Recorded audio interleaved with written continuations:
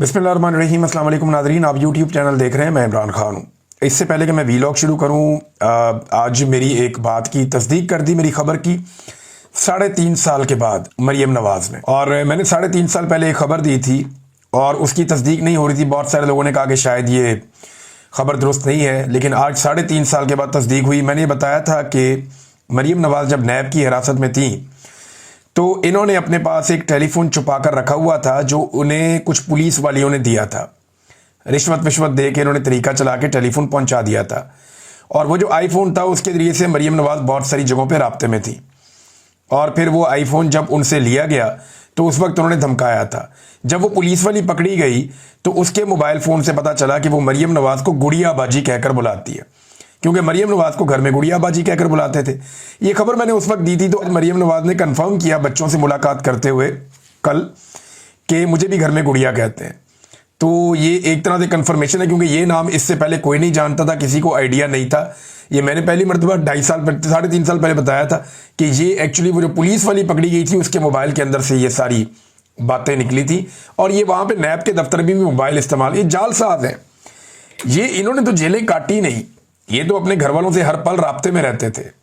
जेलों के अंदर भी इनको खसूसी सहूलियात थी, वीवीआईपी किस्म के इनको कमरे मिले हुए थे, तमाम घर जैसा माहौल था, घर के मुलाजमीन तक इनको मैसर रहते थे, अपने ज़ाती डॉक्टर्स इनके साथ रहते थे। तो इनकी तो मौजें थी। नाज़रीन, अब आ जाए खबरों की जानिब। जो तीनों दरिया हैं उनमें एक बार फिर पानी की सतह खतरनाक हद तक बुलंद होना शुरू हो गई है।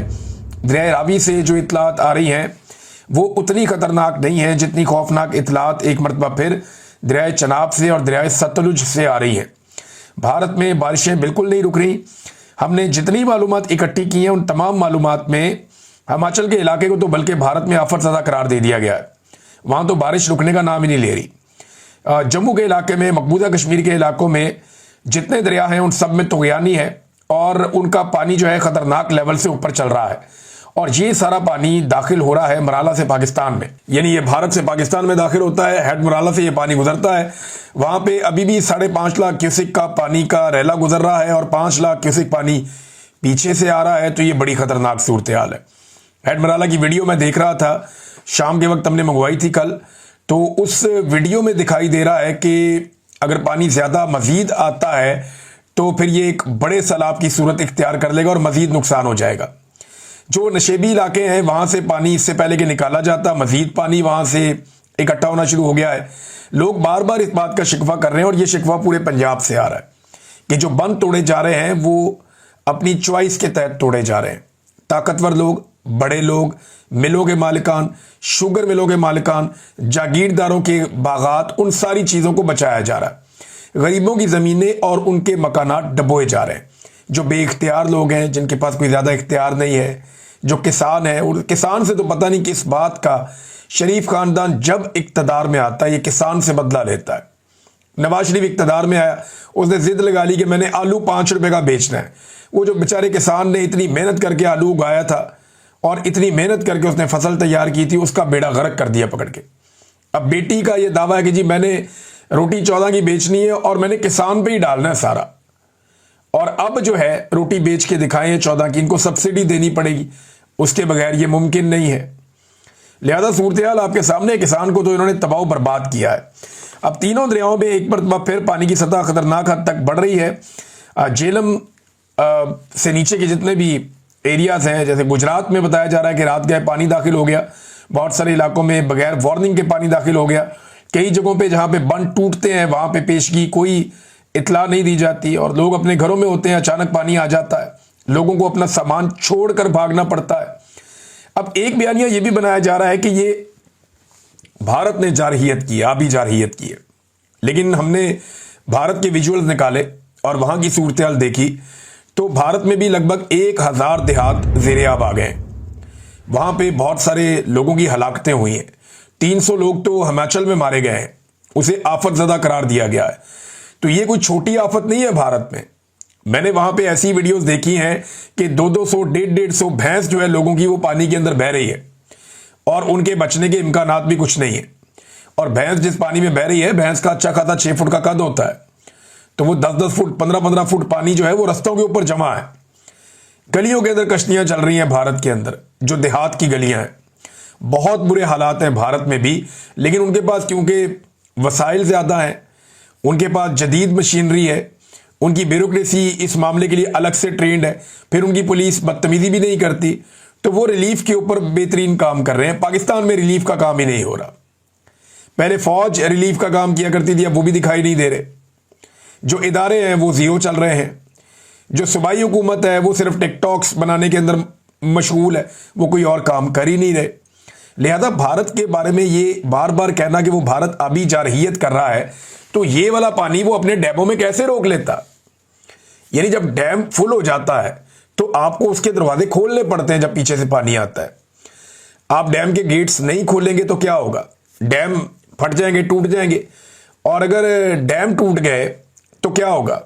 डैम अगर तबाह हो जाते हैं तो उसके बाद उस लेवल का सैलाब आता है कि जिसको कोई भी नहीं रोक सकता। लिहाजा भारत को अपने डैम्स के दरवाजे खोलने पड़े। सवाए रावी के ऐसी कोई और शिकायत मौजूद नहीं है। जो रिपोर्ट्स हैं हमारे पास उनके मुताबिक कि भारत ने वक्त से पहले आगाह ना किया हो पाकिस्तान को। ख्वाजा आसिफ ने यह बात की थी, लेकिन ख्वाजा आसिफ को झूठा करार दे रही है उनकी पार्टी, क्योंकि पीएमएलएन ने और स्टैब्लिशमेंट ने यह फैसला किया है कि कल को यह सारा कुछ हम भारत के खाते डाल देंगे। ये सौदा पाकिस्तान में आसानी से बिक जाता है ना, तो ये सौदा पाकिस्तान में हम ऐसे बेच देंगे कि भारत ने अपनी शिकस्त का बदला लेने के लिए पाकिस्तान पे आबी जारहियत की है और पाकिस्तान पे पानी छोड़ा है। हालांकि भारत के अंदर बहुत नुकसान हुआ है और पाकिस्तान के अंदर भी बहुत नुकसान हो रहा है। पाकिस्तान की तैयारी नहीं है। अभी भी जो बंद खुद से टूट जाते हैं, पूरे पूरे इलाके डूब जाते हैं, वहां उन्हें कोई आगाही नहीं करता। अक़वाम मुत्तहिदा की रिपोर्ट जो है वो पाकिस्तान के अंदर जो बातें की जा रही हैं उनसे मुख्तलिफ है। यूएनडीपी और जो दीगर इदारे हैं वो ये कहते हैं कि 2 सितंबर को उनकी जो रिपोर्ट आई वो मैं आपको बता रहा हूं कि 1 करोड़ 4 लाख अफराद मुतासिर हुए हैं और बड़ी तादाद में लोग बेघर हो गए हैं पाकिस्तान में। ये एक बहुत बड़ा डाटा है, बड़ी खौफनाक सूरत हाल है। लेकिन पाकिस्तान की एस्टेब्लिशमेंट ने, हुकूमत ने फैसला किया ये भारत के खाते में डालना। ख्वाजा आसिफ ने कहा कि नहीं, इसको भारत की आबी जारहियत नहीं कहा जा सकता। वज़ीर दिफा है, वो जानते हैं कि इंफॉर्मेशन आ रही है भारत से। हाँ, वो आपका दोस्त तो नहीं है कि आपको उस तरह बताया जैसे दोस्तों को बताया जाता है, लेकिन हिफ्ज़े बात मुक़द्दम अपनी जिम्मेदारी वो पूरी कर रहा है। और देखिए, ये सैटेलाइट का दौर है, ये दौर है सोशल मीडिया का। इस पे भारत अगर आपको इंफॉर्मेशन नहीं भी देता तो आपको ज्यादातर चीजों की इंफॉर्मेशन पहले से रहती है। हाँ, ये जरूर है कि जब वो अपने गेट्स खोलता है डैम्स के तो वो पाकिस्तान को आगाह करता है, और जब वो नहीं आगाह करता तो वहां पर आपका शिकवा बनता है। ये दुरुस्त बात है। तो नाज़रीन, अक़वाम मुत्तहिदा की रिपोर्ट भी मैंने आपको बताई कि सूरत हाल क्या है। लेकिन ख्वाजा आसिफ में बात हो रही थी। ख्वाजा आसिफ पे जो है वो छोड़ दिए गए हैं पीएमएलएन के हमलावर, क्योंकि ख्वाजा आसिफ कुछ ऐसी बातें करना शुरू हो गए हैं जो नवाज शरीफ को, शहबाज शरीफ को इन्हें पसंद नहीं है। ZKB वाला मामला ख्वाजा आसिफ दिल पे ले गए कि इन्होंने ऐसे प्रोजेक्ट बनाए हैं जो करप्शन वाले हैं, 2 नंबर है, फ्रॉड है और ये पैसा खिलाते हैं सबको। तो नवाज शरीफ खुद उसकी तारीफें करते रहे हैं। लिहाजा इस पर फिर हनीफ अब्बासी साहब को मैदान में उतारा गया। उन्होंने ख्वाजा आसिफ पे चढ़ाई कर दी कि जनाब आपकी वीडियोस निकल आएंगी, आपका ये निकल आएगा, आप हाइब्रिड निज़ाम कहते हैं, क्यों कहते हैं, ये तो आप हमारी बेइज्जती कर रहे हैं पूरी दुनिया के अंदर। तो ख्वाजा आसिफ के खिलाफ जो है, और वो ये पंजाब से जो इंफॉर्मेशन मिनिस्टर है उसने भी, हालांकि पीपल्स पार्टी में थी जब ख्वाजा आसिफ कुर्बानियां दे रहा था पीएमएलएन के लिए, या नवाज शरीफ के साथ जब ख्वाजा आसिफ खड़ा था उस वक्त ये जो खातून है आजकल पंजाब में इंफॉर्मेशन मिनिस्टर, ये पीपल्स पार्टी में होती थी। लेकिन आप देखें ये अब उठ के ख्वाजा आसिफ के ऊपर अटैक कर रही है या ख्वाजा आसिफ को गलत करार दे रही है। तो ठीक है, ये तो सियासत में चलता है। यही काम जो है पहले चौधरी निसार के साथ भी हुआ था। चौधरी निसार जो है वो जरा गैरतमंद आदमी थे, जान छुड़ा के टाइमों टाइम निकल गए, लेकिन ख्वाजा आसिफ साहब अभी तक फंसे हुए हैं उसी पार्टी के अंदर। किसी भी सीनियर आदमी की यहाँ पे कोई इज्जत नहीं है जब से नवाज शरीफ साहब ने अपनी साहबजादी को इस मैदान में उतारा है। साहबजादी भी ऐसी है कि एक के बाद एक झूठ इनका पकड़ा जा रहा है। बड़े बड़े मजेदार झूठ है, मैं आपको दिखाता हूं। ये देखें, ये एक मरियम नवाज ने ट्वीट किया और ट्वीट के अंदर मरियम नवाज ने दिखाया, 1 सितंबर को ट्वीट किया। ये रेड कलर के आपको 2 बॉक्स नजर आ रहे हैं। ये जब फ्लड आए थे तो हमने भी बनाए थे। तो ये 2022 में वो कह रही हैं ये जो है ना, ये टेम्पररी बनाए गए हैं सैनिटेशन फैसिलिटीज नहाने धोने के लिए, ये बना दिए गए हैं सैलाब मुतासरीन के लिए, जहाँ पे सैलाब ज़दा इलाके हैं वहाँ पे। तो मरियम नवाज ने इसे अपने खाते में डाल लिया। अब इसका पोल खोल दिया जिन्होंने ये बनाए थे। अब वो ये बताते हैं कि झूठ ये पकड़ा गया। ये तस्वीर जो है वो दुआबा फाउंडेशन की है, जो कि मुल्तान बेस्ड फाउंडेशन है। इन्होंने 2 महीने पहले अपनी फेसबुक पर यह तस्वीर लगाई थी और तस्वीर जो है वो आप डाउनलोड करके जूम करके दाएं बाएं से उनका लोगो भी देख सकते हैं। लेकिन गुड़िया बाजी ने जो है, मैडम गुड़िया ने इनको अपना काम कहकर अवाम को चूना लगा दिया। ये नाजरीन, एक मरियम नवाज का झूठ पकड़ा गया, ये दूसरा झूठ देखिए मरियम नवाज का एक और पकड़ा गया। मरियम नवाज ने फोटो लगाया एक लैट्रीन का, बाथरूम का, वीआईपी किस्म का बाथरूम। वो कह रही है जी, innovated portable washroom constructed and placed at relief camps in Chiniot, कि चनियोट का जो हमारा रिलीफ कैंप है वहां पे पोर्टेबल जबरदस्त किस्म के जो बाथरूम है वो बनाकर लगा दिए गए हैं। ये मरियम नवाज साहबा ने दावा किया। अब जनाब जब इसके ऊपर तहकीक की, अब आपको पता है डिजिटल मीडिया का दौर है, डिजिटल मीडिया जो है वो दंगा करता है, तो उन्होंने बताया कि तस्वीर मोबाइल रिकॉर्ड के मुताबिक 2023 की है और जब इसे गूगल से चेक करवाया गया तो पता चला कि ये OLX से उठाई गई एक तस्वीर है। यानी ये तस्वीर जो है वो पहले OLX पे लगी हुई थी और 2023 में 9:03 और आगे जो है वो 2:29 आगे इसका वो सारा ड्यूरेशन लिखा हुआ है। तो ये जो फोटो है ये OLX से मरियम नवाज साहबा ने उठाई और उठा के यहां पे पेल दी। तो ये बड़ा सीरियसली मरियम नवाज को देखना पड़ेगा कि कौन उनको बेइज्जत करवा रहा है और वो क्यों लगातार अपनी बेइज्जती करवाने पर तुली हुई हैं। इससे पहले भी उन्होंने बहुत सारी ऐसी चीजें शेयर की जिनका हकीकत से कोई ताल्लुक नहीं है, ना मरियम नवाज का ना उनकी हुकूमत से कोई ताल्लुक है। हत्ता कि आज ऐसी रिपोर्ट्स आई हैं कि जहां पे हुकूमत ने कैंप्स लगाए हैं कि यहां पे सैलाब मुतासरीन को रखा जाए और सैलाब मुतासरीन वहां पहुंचे हैं तो वहां हुकूमत खाना नहीं दे रही, वहां खाना कुछ और तंजीमें दे रही हैं। लेकिन उन तंजीमों को सख्ती से मना किया गया कि खाना खिलाना है तो खिलाओ, लेकिन मरियम नवाज के अलावा किसी का फोटो नहीं लगेगा। तो ज्यादा से ज्यादा जब वो तंजीमों के लोग हैं वो इतनी बात करते हैं, ठीक है यार हम किसी का नहीं लगाते, मरियम नवाज का भी ना लगने दें। तो इस पे बाज़ औक़ात सौदा हो जाता है बाज़ जगहों में, लेकिन बाज़ जगहों में जिद की जाती है कि मरियम नवाज का फोटो, बैनर, पोस्टर हर जगह पे लगा हुआ होना चाहिए, क्योंकि ज़हनी मरीज़ है ऐसा लगता है और उन्हें अपने अलावा किसी और को देखना पसंद ही नहीं है। तो इस किस्म की जब आपकी आदत हो जाए ना तो फिर आपको कोई और दिखाई दे तो गुस्सा चढ़ता है, ये सूरत हाल है। तो नाज़रीन एक और है, मजीद कर्जा लेने की पाकिस्तान ने तैयारियां शुरू कर दी हैं।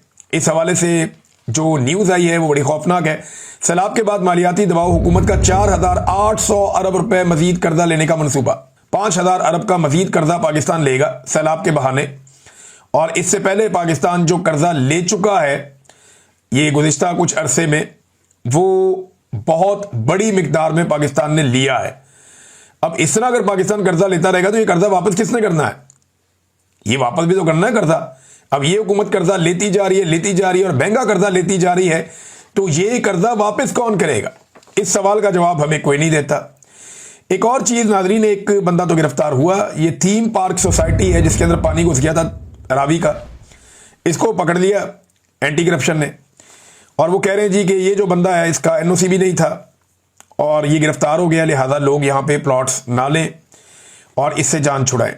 अब ये इंतहाई बेवकूफ़ आदमी, इसको भी चाहिए था कि अलीम खान की तरह सियासत भी कर लेता, कहीं से MP MNA बन जाता, एस्टेब्लिशमेंट का टाउट बन जाता और जूते पॉलिश करना शुरू कर देता या ताल्लुकात अच्छे एस्टेब्लिशमेंट से बना लेता, एक कठपुतली बनकर रहता तो इसको कोई इसकी हवा को भी ना देख सकता। देखिए ना, अलीम खान का और इसका जुर्म एक जैसा है।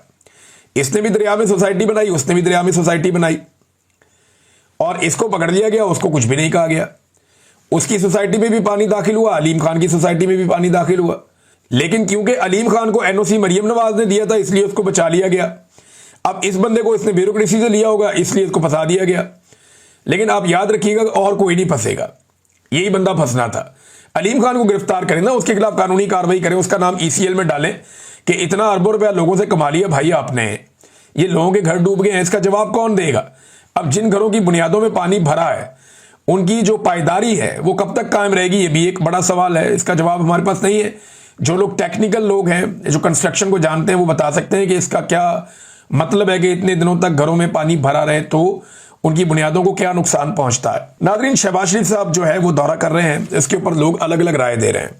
जो पाकिस्तान तहरीक इंसाफ के हमायती लोग हैं या जो इंडिपेंडेंट मीडिया भी है, बाज़ औक़ात वो ये कहते हैं कि शहबाज शरीफ साहब के हालात इतने अच्छे नहीं हैं इस दौरे में, उन्हें इग्नोर किया गया है बार बार। यानी जो इज्जत बाकियों को मिल रही थी उतनी इज्जत शहबाज शरीफ साहब को नहीं मिल रही थी। वो जबरदस्ती हर जगह पे अपना सर घुसा के तस्वीरें बना रहे थे। बल्कि सीढ़ियों के ऊपर एक चढ़ने की कुछ लीडर्स की तस्वीर है, जिसमें शुमाली कोरिया का जो डिक्टेटर है वो था, प्यूटन था, और चीन का सदर था।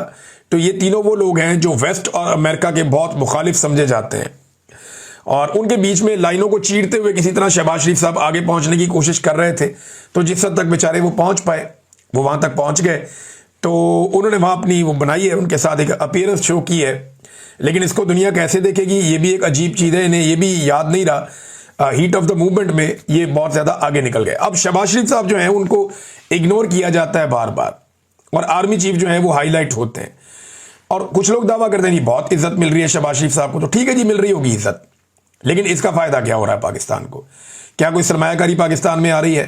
क्या इन ममालिक में से कोई एक मुल्क पाकिस्तान को पैसे देने के लिए तैयार है? क्या इन ममालिक में से कोई एक मुल्क पाकिस्तान में अरबों डॉलर की सरमायाकारी लाने के लिए तैयार है? ऐसा तो दिखाई नहीं दे रहा। हाँ, एक बात हम बार बार सोच रहे थे कि शहबाज शरीफ ने अब तक सबसे ज्यादा दौरे शायद आजरबाईजान के किए हैं, सऊदी अरब के अलावा अगर देखें तो। आजरबाईजान के इन्होंने इतने दौरे किए हैं, तो कुछ तो वहां से आएगा। तो इन्होंने कहा था कि 2 अरब डॉलर की सरमायाकारी आएगी, तो आजरबाईजान से 2 अरब डॉलर की सरमायाकारी तो नहीं आई, उल्टा आजरबाईजान की एक कंपनी को इन्होंने फायदा पहुंचा दिया है। और इसके अंदर क्या कमीशन का मामला है और क्या गेम डाली जा रही है, अभी इसके ऊपर इन्वेस्टिगेट होना चाहिए। मैं आपको बताता हूं ये करने क्या जा रहे हैं। व्हाइट ऑयल पाइपलाइन ये बिछाने जा रहे हैं, और ये आजरबाईजान की एक कंपनी है सोकार, उसके साथ ये इन्होंने मुआहदा कर लिया है। और बगैर कैबिनेट से, बगैर असेंबली के अंदर डिस्कस किए, कुछ भी किए, इन्होंने इसके ऊपर दस्तखत भी कर दिए हैं। अच्छा, ये माचके से तारो जब्बा तक 477 किलोमीटर की एक पाइपलाइन बिछाई जाएगी, और ये पेट्रोल के लिए। ये माचके कहां पे, जरा समझ ले, बोलान में है, ज्यादा कोयटा से दूर नहीं है, बोलान का इलाका है बलूचिस्तान का, वहां पे माचके है। और इसके बाद जो तारो जब्बा है, ये जो इलाका है तारो जब्बा का, ये सक्खर के करीब है, सिंध में। इन दोनों के बीच में जो फासला है वो 477 किलोमीटर का है। ये पाइपलाइन क्यों बिछा रहे हैं? देखिए, पाइपलाइन तो अगर आनी है तो आनी चाहिए आजरबाईजान से, लेकिन ये ऐसे क्यों हो रहा है? आजरबाईजान से तेल ज्यादा इम्कानात है कि समंदर के रास्ते से गवादर पहुंचेगा। गवादर से ये उस तेल को डालेंगे एक टैंकर में और उसको लेकर आएंगे माचके में, यहां से उसको पाइपलाइन में डालेंगे और निकालेंगे सक्कर के करीब तारो जब्बा से, और वहां से दोबारा टैंकर्स में डालेंगे, और फिर जहां इन्होंने लेकर जाना है ये ऐसे करेंगे। रिफाइनरीज बीच में भी होंगी। तो मामला ये है कि ये पाकिस्तान के एक सेंटर में, अगर आप नक्शा देखें बोलान से लेकर ये सक्खर तक का, तो इसके बीच में ये पाइपलाइन डालने की क्या तुक है, इसकी वजह क्या समझ आती है किसी को? अच्छा, ये पाइपलाइन अगर डालेंगे तो इस पाइपलाइन के बाद इनको और डालनी पड़ेगी। अब इसके तबाह होने के भी इम्कान है, वहां पे दहशतगर्दी के बड़े वाकयात हो रहे हैं। तो ये पाइपलाइन डाल के एक्चुअली हासिल क्या करना चाहते हैं? ये पाइपलाइन का मुआहदा बड़ा खौफनाक है। इसका मुआहदा जो किया जा रहा है वो किया जा रहा है बिल्कुल IPPs के तर्ज पे, और वो भी डॉलर्स में, कि आजरबाईजान की कंपनी आके यहां पे ये पाइपलाइन डाल देगी, 300 मिलियन डॉलर्स यहां पे लगा लेगी, और जब यहां पे पाइपलाइन डल जाएगी तो उसके अंदर से तेल गुजरे, उसके अंदर से तेल ना गुजरे, आपको पाइपलाइन के पैसे देने पड़ेंगे। यानी जैसे कि IPPs में मुआहदा था ना कि चाहे आप बिजली बनाएं, चाहे आप बिजली ना बनाएं, आपको हम बिल अदा करेंगे, आपको हम पैसा देंगे अरबों रुपया, और डॉलर रेट के हिसाब से देंगे। यही मुआहदा शहबाज शरीफ ने किया इस पाइपलाइन में कि चाहे इसमें से तेल गुजरे, चाहे इसमें से तेल ना गुजरे, हम आपको इस पाइपलाइन का किराया मुहैया करेंगे हर महीने के हिसाब से या हर दिन के हिसाब से, डॉलरों के रेट पे। ये है वो 2 नंबरी जो पाकिस्तान के साथ माजी में की गई, और यही 2 नंबरी पाकिस्तान के साथ अब भी की जा रही है।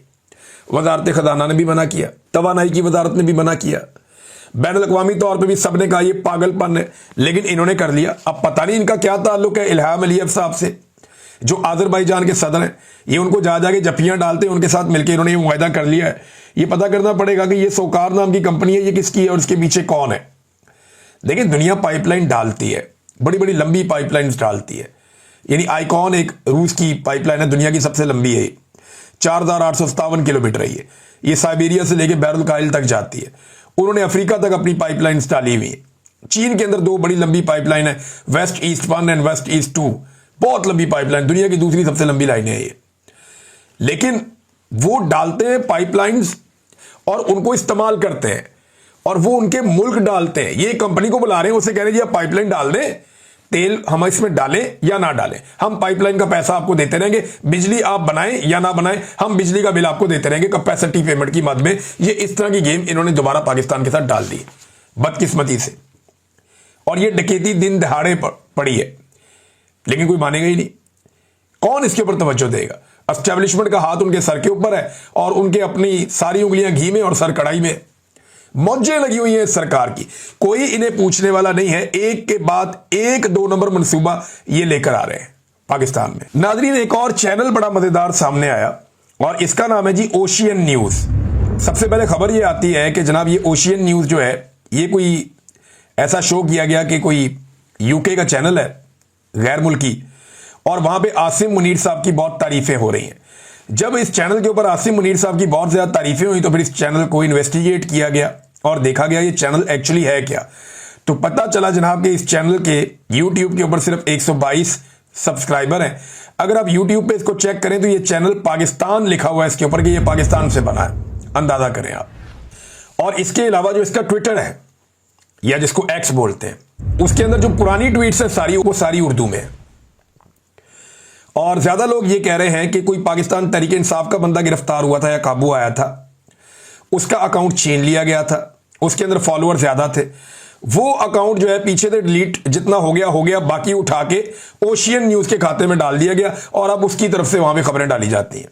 लेकिन जब पीछे जाते हैं आप, चंद महीने चंद साल पीछे आप जाते हैं, तो वहां पे सारी ट्वीट्स इमरान खान से रिलेटेड है और उर्दू के अंदर है। तो ये बरतानवी चैनल उर्दू में ट्वीट्स करता है, हैरत की बात है। फिर उसके अलावा इनका जो यूट्यूब के ऊपर ओशियन न्यूज लाइव का एक चैनल है, उसके अंदर 188 सब्सक्राइबर हैं, 103 वीडियोस इन्होंने डाली हुई हैं गुज़िश्ता लंबे अरसे में। और जो इनके व्यूज हैं वो कितने हैं? 14 व्यूज, 84 व्यूज, 6 व्यूज, 15 व्यूज। मेरी समझ से बाहर है कि पाकिस्तान की एस्टेब्लिशमेंट इतना पैसा क्यों खर्च कर रही है, इतना सारा कुछ क्यों कर रही है, और ये सारा कुछ करके उनको हासिल क्या हो रहा है? पाकिस्तानी हर चीज जान चुके हैं। अब सिर्फ एक काम आप कर सकते हैं कि पाकिस्तानियों से माफी मांगे, आइंदा के लिए तौबा करें और पाकिस्तानियों को कहें हम अपना काम करेंगे ताकि आपकी इज्जत बहाल हो। इसके अलावा कोई रास्ता नहीं है। अब तक के लिए इतना ही। अपना ख्याल रखिएगा, अपने इस चैनल का भी। अल्लाह हाफिज।